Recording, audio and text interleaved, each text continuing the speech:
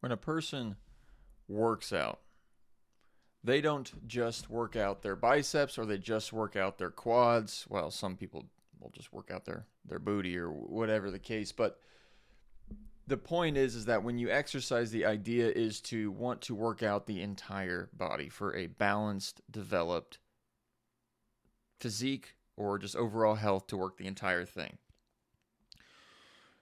What's interesting about meditation is that oftentimes people will find a meditation that they like, whatever that may be, holding or counting your breath. Don't hold your breath, although that is part of some breath work. But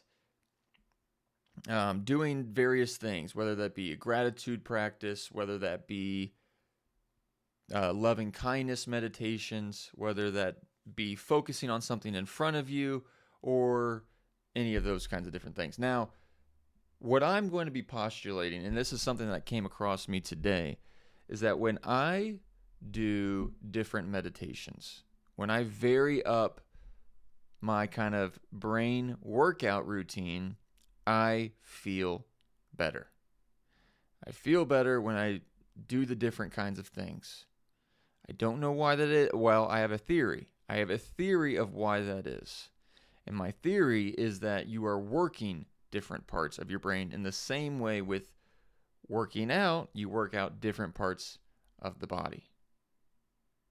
And then I also think that maybe with the same thing with psychedelics, where if you take an LSD or mushrooms, there are certain parts of your brain that are activated and parts of the brain and wirings and connections that are not usually formed in your everyday consciousness can then connect, and then these insights and things can happen. And I am hypothesizing that doing different and various meditations work different parts of the brain can make things connect in a different way. And that's what I want to explore today, because obviously meditation has been around for thousands of years, and the thing that people didn't have back thousands of years ago was the brain science. And so now we're in this beautiful world of being able to do these meditative exercises to improve our perception in our minds, and then know what's going on underneath the hood. And for a dork like me, that's cool. That's one of my favorite things, is to learn what's going on under that noggin while working on different kinds of exercises. So let's go into that. I want to I will share my screen, and we are going to ask some questions. So while meditation has been a part of spiritual traditions for thousands of years, more recently has it become more of just a practicality on handling the real world and everyday life. Now, that said, I do meditation for both spirituality purposes as well as practicality purposes, period. Regardless of that, is there something to be said for doing different kinds of meditations, whether that be ones focused on gratitude, whether it be the practice of Tonglen, whether it be loving kindness, whether it be focusing on your breaths, whether that be listening? I imagine that doing different types of meditations activates different types of the brains, and you get benefits that you may not get otherwise if you only did one or two specific practices instead. Is there any truth to this? And is there added benefit for doing various meditations that can maybe work on different areas of the brain and getting them stronger or more activated, just like you would in a workout, instead of doing just biceps and triceps, to incorporate a whole bunch of different kinds of muscles?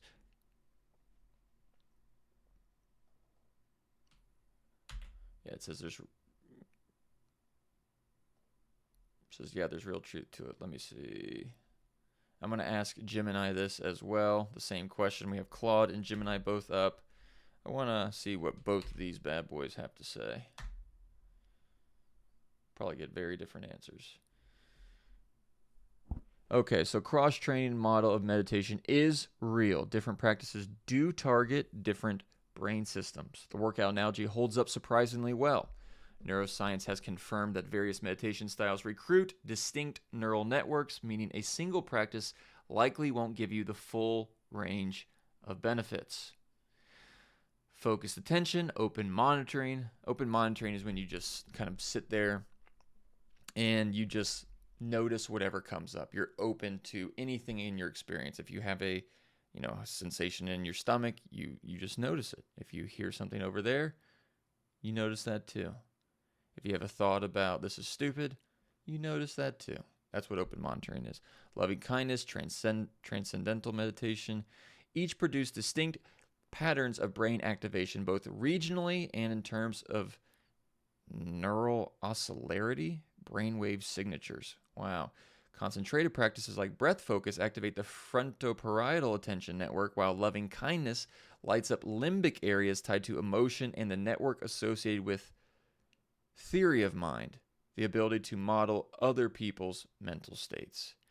These are mentally different cognitive muscles. Some brain areas do show up across multiple styles. The insula, anterior cingulate cortex, and the frontopolar cortex appear consistently, but that convergence is described by researchers as the exception, not the rule.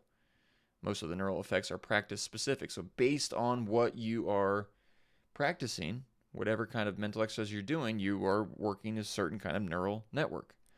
A 2025 Mount Sinai study used electrodes implanted inside the brain that found that loving kindness specifically changed activity in the amygdala and hippocampus, regions tied to emotional regulation and memory, with measurable effects even in first-time meditators.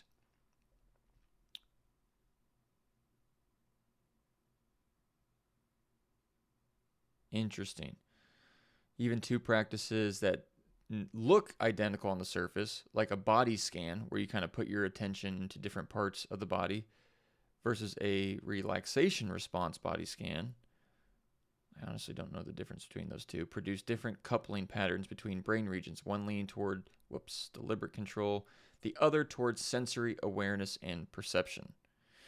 Cross-training isn't just a useful metaphor, it's structurally accurate. A varied meditation practices like hitting parts of the brain that a single style practice would leave relatively untrained. Interesting. So there is indeed benefits from doing multiple practices in the same way with exercise. And I'm going to come back to this. I want to see what Gemini says before we move on to the next thing. Research suggests that meditation isn't a single workout for the brain, but a series of distinct exercises that activate different neural circuits. So yeah, the same kind of deal. Focus attention activates the prefrontal cortex. Loving kindness or Tunglen targets the insula and amygdala. Emotional processing. Yep. Distinguishes between samatha, narrowing focus, and vipassana, widening focus. Former builds stability and calm, while the latter promotes brain criticality. Newer research has found that long-term practitioners of Tibetan show increased structural integrity in the pineal gland. So that's it. So there's my answer. So doing different practices does indeed work different parts of the brain. And I just had a feeling about that because I have been working on different practices for years. Sometimes I get into the habit of trying to focus on one particular practice, thinking that this is the right answer or the way to go. And that happens oftentimes because a lot of spiritual teachers will tell you to focus on one particular thing. Even my boy Eckhart Tolle, if you don't know him, amazing spiritual teacher. I'm re-listening to The Power of Now for probably the 12th time and picking up new things each time. If you haven't heard of him and are interested in spirituality and have an open mind, I suggest or at least ask you to take a look. This is probably my favorite book of all time. Now, that said, he talks about how there's only one true spiritual teaching. And while my little stupid brain, my little opinion, I agree with that, yet at the same time, the mind gets tired of it. It gets tired of just trying to focus on this idea of I amness, where you are just pure consciousness. And that's what a lot of spiritual teachings say, is drop all the other kinds of techniques. You don't need any technique, and you can just be. But for me, that is, I do like doing it, but it's hard for me to stay constantly engaged with that. And like we saw, doing that neglects other areas of the brain. You almost don't have anything to place your attention on, because if you're just you're just an open container. It's that open monitoring. And those who have very strong minds and constantly want to think and bounce off the walls may say, like, well, I'm no good at meditation. I can't just be. Maybe I'm not ready for spiritual enlightenment. And I would say that's not true. I would say maybe that you could use a stepping stone and do some other practices to help you get to that point. For instance, breathing meditations. This is the next thing I wanted to look up. Listen to this. So earlier today, I tried to do a breathing meditation where I was just focusing on my breath. And I noticed that it was fairly difficult for me and to keep my attention. But when I told my brain to, like, okay, let's focus on our breath, but let's also count our breaths. Let's see if we can get to 10. Let's count our breaths to 10. And then it was like when my mind had a specific goal, it was much easier for my attention to stay on the breath. Why is that? Why was it when I gave myself that goal, it was easier to focus?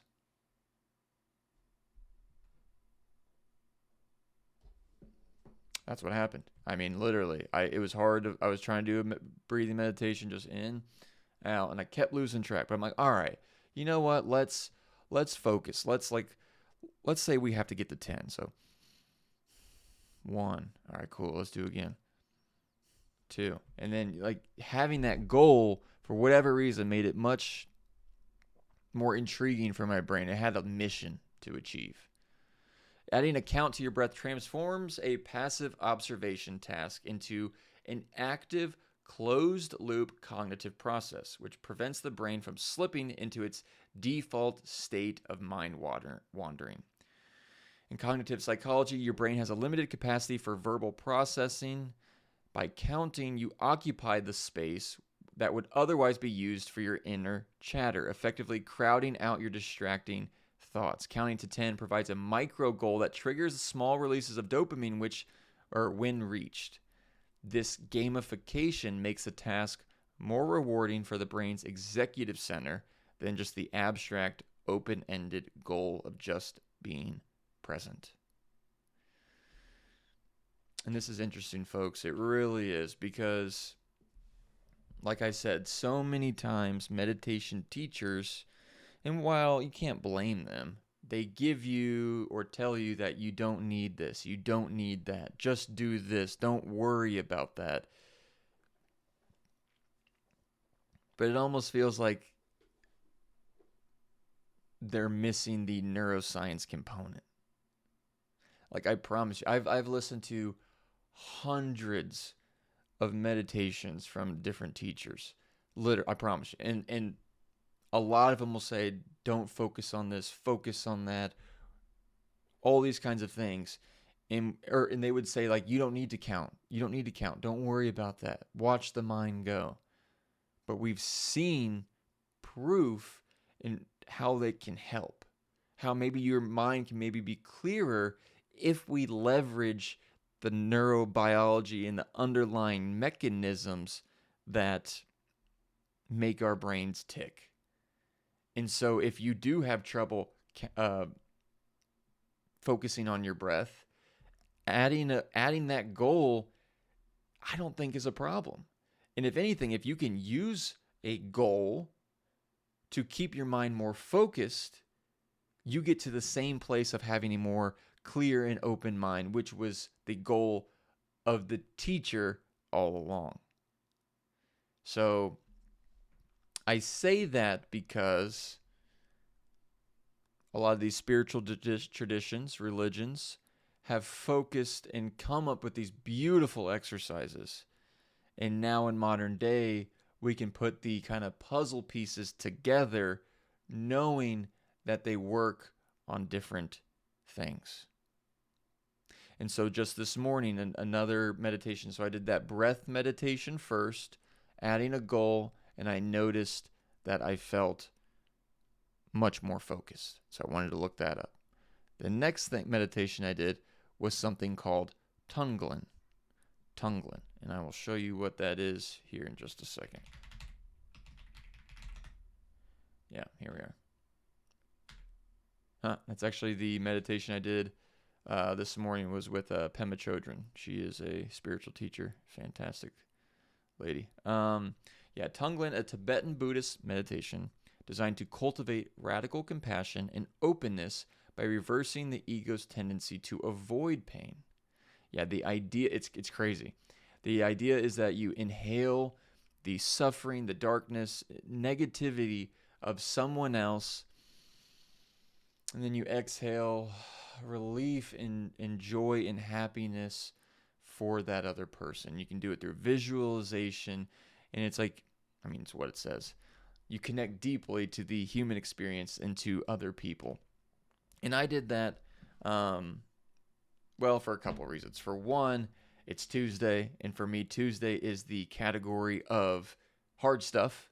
Hard stuff is, everything about life has suffering, there's death, there's change, everything's impermanent, all these kind of negative things. That's why I call it hard stuff. So doing a Tunglen meditation kind of fits into that category.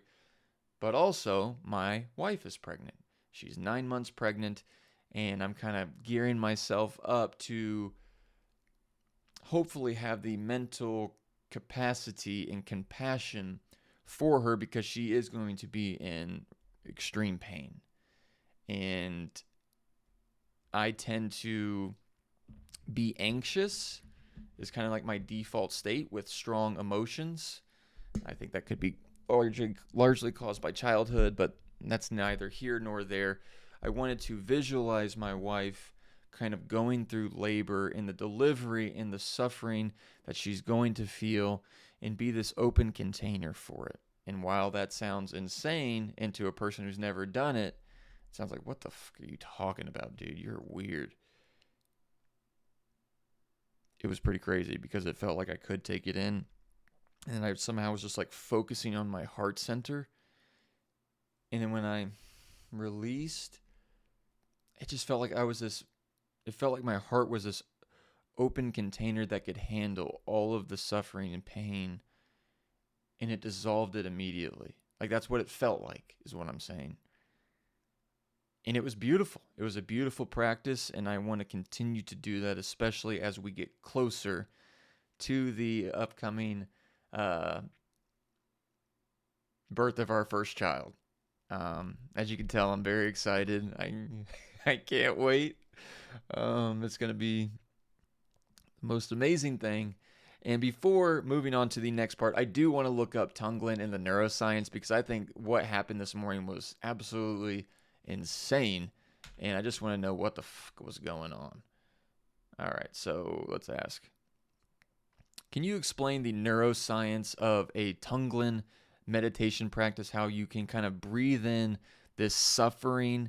And I was breathing it in and putting it into my heart center, and then on the release or the exhale, it felt like I could truly just kind of let it go, and I was this open space, and it was like all the pain and suffering that usually is accumulating in my body could just be released and cleansed and purified once I got into the rhythm of this kind of practice. Now, what under the hood, what the hell was actually going on when I was doing this practice? Like, neuroscientifically and physiologically, what was happening?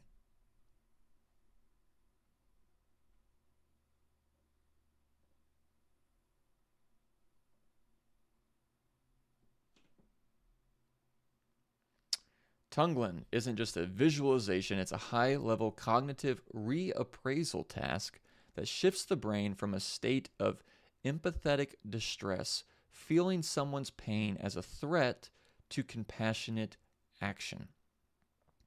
Unlike standard mindfulness, which usually decreases amygdala activity, Tunglen can actually increase it. This isn't a bad thing. It's your brain staying awake to suffering without being overwhelmed by it, allowing you to process the pain rather than avoid it. I want to stop right there because oftentimes in meditation, you are taught to just sit with your pain and just to be aware of it. And that's good. But I would argue that getting more reps of feeling pain or to feel that suffering intentionally can activate and strengthen those same muscles, but from a more primary standpoint. In the same way that doing pull-ups, you work your biceps, right? But maybe if you wanted to get even bigger biceps, you concentrate and do curls to just isolate the biceps. Now we can argue about compound movements and all that stuff, and I'm not here to do that. The point is just that there are certain, like, different techniques can strengthen things that other practices may only hit secondarily, is what I'm trying to say. Maybe doing a practice where you just are the awareness of it. Yeah, you can kind of be with your suffering, but doing a Tunglen practice like we just saw clearly allows you to process the pain in real time, and so you hit that muscle a bit more effectively. Vagal break in HRV, the rhythmic breathing in of heavy energy followed by the release on the exhale has been shown to increase heart rate variability, HRV. This activates the vagus nerve, sending a physiological all clear signal to your nervous system that it is safe to handle difficult emotions. My goodness, is this an important practice. Sorry, I screamed in the microphone. This is proving my thought or my intuition that different practices I don't know why I'm doing that. Why different practices can truly help a brother or sister out for different things. When visualizing the suffering dissolving at your heart, you are engaging the ventromedial prefrontal cortex, the VMPFC, of course. This area links the heart's physical sensation to the brain's executive logic, effectively recoding a pain stimulus as a neutral or even positive experience of relief. Now, my goodness, is that not powerful? To be able to process a painful experience and turn it into something natural or even positive. That'd be nice to have, wouldn't it, in regular life? Well, there's an exercise for it. And that's my point, is that different exercises help you tremendously in different ways. Neuroscience distinguishes between effective empathy, which can lead to burnout, and compassion. Tunglen acts as a circuit breaker by giving back light or relief on the exhale, so you prevent the brain's pain centers from staying locked into a feedback loop of stress. So it's like you're taking in the stress, you're taking in the, ooh, this doesn't feel good, but then you let it back out. You let it dissolve instead of just taking it in. Because we're often just getting ramrodded by our own suffering repeatedly. And that ain't no fun. But this gives you a way to help deal with that pain. So my goal is I'm going to keep practicing this, especially up into my wife's delivery. Because when things get intense, I get panic. I'm not panicky. I do have an increased level of anxiety. I do hold it pretty well together when shit's popping off for real, when it's a real situation. But that said, practicing dealing with suffering in this way strengthens that neurocircuitry. So it becomes so much easier when shit does hit the fan or when suffering is real in your life. Now, I want to look something else up in relation to these ideas. We understand that different teachings, different exercises throughout all disciplines can help us grow our brain in ways that may otherwise be overlooked or neglected. Now, my mind came to a idea that maybe, excuse me. Oh my God. That was a tough burp. Woo! Let me drink some of my cold coffee real quick.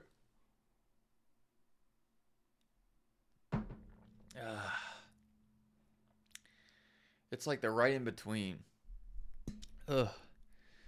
Where it's not hot or it's not cold. It's not like an iced coffee, but it's not hot. It's just kind of cold. Yuck. I had the idea that using different. I'm just gonna say it. I'm not gonna fucking repeat it 20 times. What's interesting to me is that using these different meditation techniques clearly works different parts of the brain. Different parts of the brain are activated and utilized with the different exercises that you employ. Creating new neural connections, strengthening neural connections that might be otherwise not as engaged because of these different exercises. Now, this had my mind draw a parallel to psychedelics, because I've heard that with psychedelics, you can create new brain connections that otherwise would not be connected, in that they allow different parts of the brain to work together, creating resolution and epiphanies and different thing and healing because of these neural connections. Now, is there a similarity between doing different exercises and psychedelics by engaging and creating these new connections, or is that too far of a leap and something separate entirely? Or is there some truth to this?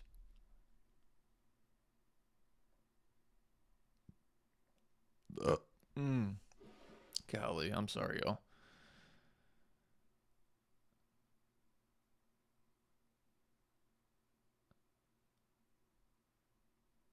All right, here, yeah. Well, let me read it out loud. The parallel you've drawn is backed by recent neuroscience.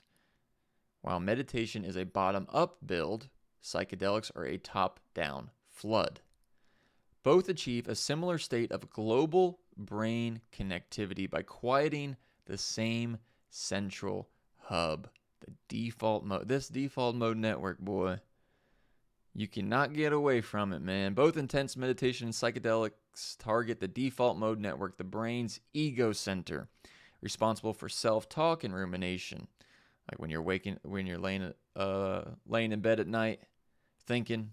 Whenever you're driving your car, thinking, not knowing that you just drove home because your brain was elsewhere, that's the default mode network. You'll be hearing it a lot more if you continue to listen to my ass blab on all the time. Tuning down the volume of the DMN, both allow usually separate brain regions to start talking to each other directly. 2025 study found a key difference. Daily meditation tends to make brain networks more organized and specialized, whereas psychedelics make the brain more integrated, breaking down the walls between those tools so they all work as one. Long-term practitioners of varied meditations like what I do reach a state of brain criticality. This is a biological tipping point where neural connections are perfectly balanced between the chaos and order. The same flexible brain state often reported during the peak of psychedelic experience. Well, there you have it.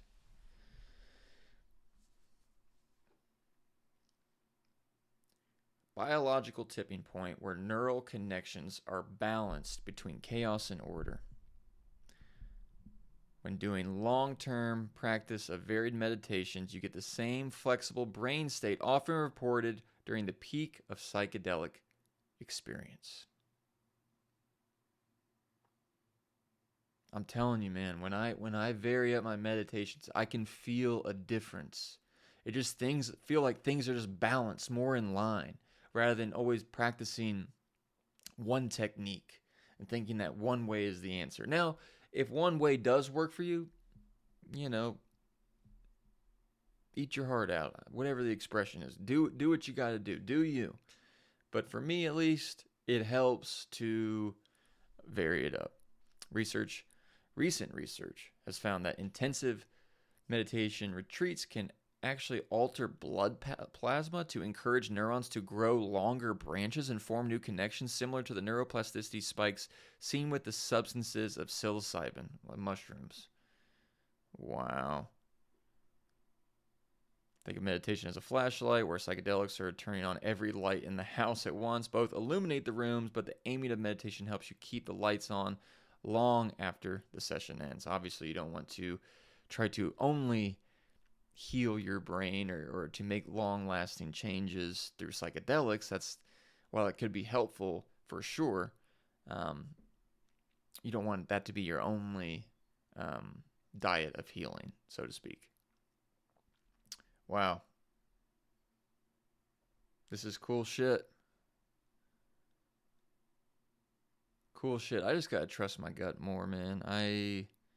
I've had these thoughts for years on varying up my practice, but then listening to experts and what they say is true. And that's tough, man.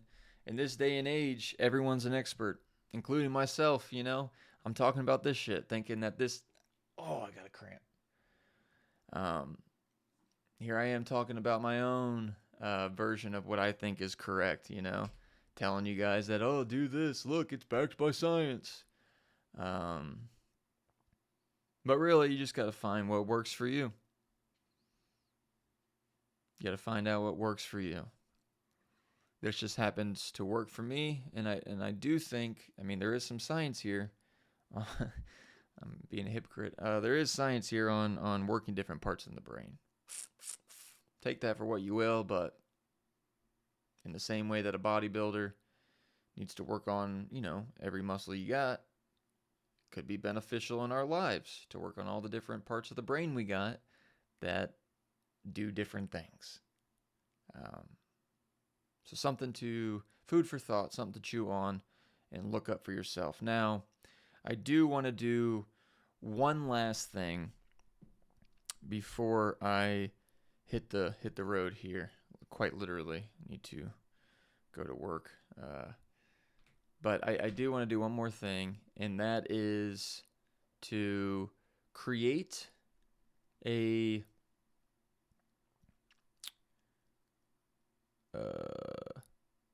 podcast, or not a podcast, a AI agent that gives me different meditation practices and uses different parts of the brain. So, what I mean by that is that instead of having to think about what exercise to do next, you know, kind of like picking out your clothes in the morning, I'm going to take the Zuckerberg approach where he doesn't pick out his clothes or some shit because it's like decision fatigue. It doesn't matter. The point is I'm gonna create an AI agent that takes into consideration all the different meditation exercises and practices you can do, taking account to when I did what last and what parts of the brain it works. And then every day it gives me a new thing to work on. So I don't have to think about it, but I'm getting that bottom-up build of different exercises. So I'm going to talk out loud about this idea to it, and we'll see what shakes out. The video is basically over. If you guys want to head out, go for it. But I'm going to create this agent, and I will see if I can make this shareable so other people, if you do wish to want to do, you know, different various exercises and not have to think about it, try it out for yourself. All right, I want you to help me create instructions for a new agent that gives me new meditations every day and keeps a running tab of what meditation I did last, and then takes into account what parts of the brain that we are working on in that meditation. So every meditation that you give me, when I ask for one, you give me the instructions for it, what areas of the brain it works on, and making sure that it's a variety of working on something different than the previous meditation that you gave me. In the same way that if a lifter worked on biceps, triceps, and shoulders yesterday, maybe they would work on legs the next day. And so I don't mean just type of technique, but what part of the brain it's also working on, so that we get a holistic open brain connectivity, so to speak. Please use all pull from all spiritual traditions, psychology, neuroscience, any type of exercise that has been proven to be helpful in what parts of the brain it works on.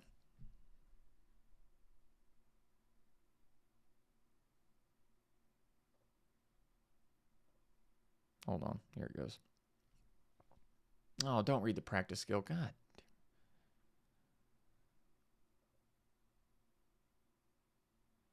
There we go. So you're prescribed one meditation per session drawn from any spiritual tradition, psychological framework, or neuroscience backed practice.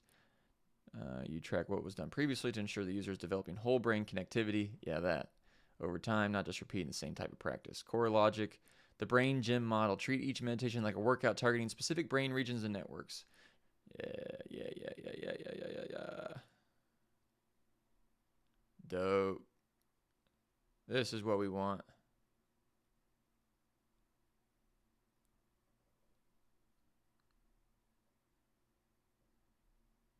Yeah, I mean, that looks beautiful. Cool.